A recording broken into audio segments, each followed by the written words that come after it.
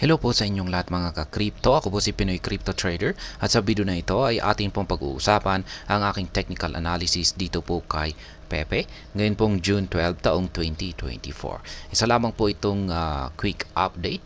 Kaya ayan, dito po sa daily chart time frame ni Pepe ay mapapansin po natin na mula po nitong nakalipas na June 8 ay nag-consolidate po siya or siya po ay naglaro dito sa ibabaw yan ng ilalim ng ating pattern dito. Isa po itong ascending wedge pattern yan. Ayan, ascending wedge pattern po yan. Ayan, kaya patuloy pa rin po siyang naglalaro dito sa loob or nagko-consolidate dito sa loob ng ating ascending wedge pattern na ito.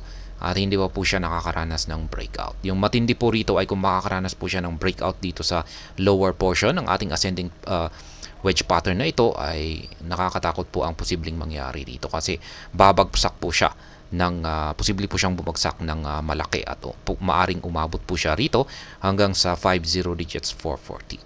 Pero sa mga naubusan na dyan ng kanilang Pepe tokens, dulot po ng sunod na pagtitake profit natin dito, ay maganda po ito para sa atin at ito po yung inaabangan natin, yung kanyang pagbagsak rito para makabili po tayo ulit ng maraming Pepe tokens sa mga mababang presyo niya dito.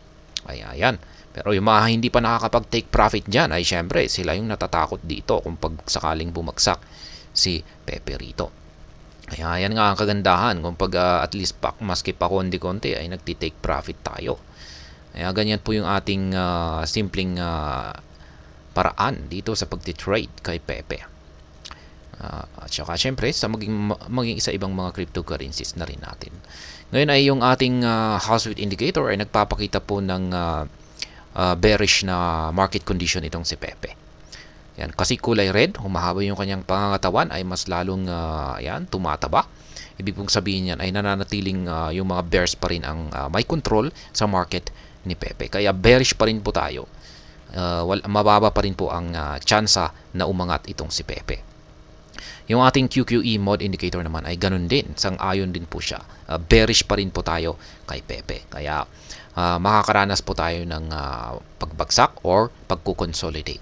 At base po sa aking analysis dito ay mukhang mauuwi po ito sa pagkukonsolidate. Patuloy na pagkukonsolidate dito sa ibabaw ng lower portion ng ating pattern na ito. Magko-consolidate lamang po siya rito kasi wala po siyang ngayon ay nanghihina po yung selling pressure natin. At mapapansin po natin dito sa pagliit ng mga sukat ng mga QQE bars natin dito. Ayan, lumiliit yung mga sukat, yung kanyang mga sukat.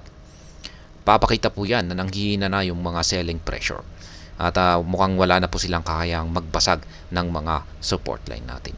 Kaya dahil sa mga signals na yan, ay yan po yung aking naging basehan kung bakit ko nasabi na mukhang magpapatuloy po sa pagko-consolidate ang market price ni Pepe dito. At mukhang may posibilidad na rin na patamaan niya yung take profit natin dito sa 40 digits 1433. Kaya posibleng tusukin niya yan. May chances po yan. Sayang yung ating buy pending order dito, hindi umabot yung karayom ng bearish candlestick natin dito noong June 7.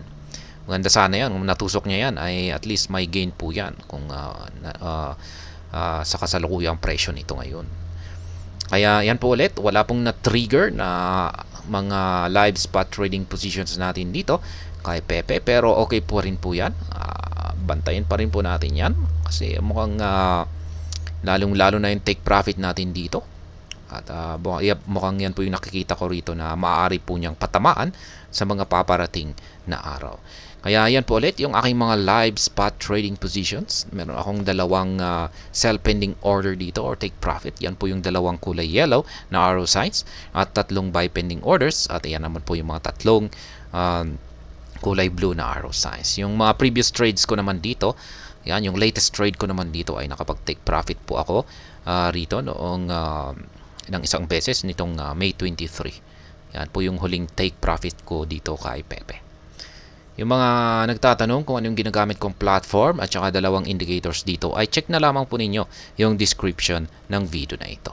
At hanggang dito na lamang po tayo sa video na ito mga ka-crypto. Sana po ay inyong nagustuhan ang aking paliwanag sa video na ito.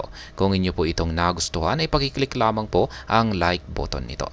Para naman po sa mga bago lamang dito, kayo po ay aking inaanyayahan para mag-subscribe. Pakiclick na rin po ang bell icon nito dahil ito po ang siya magsisilbing notification nito sa mga bago kong videos na akin pong ina-upload sa aking YouTube channel na ito.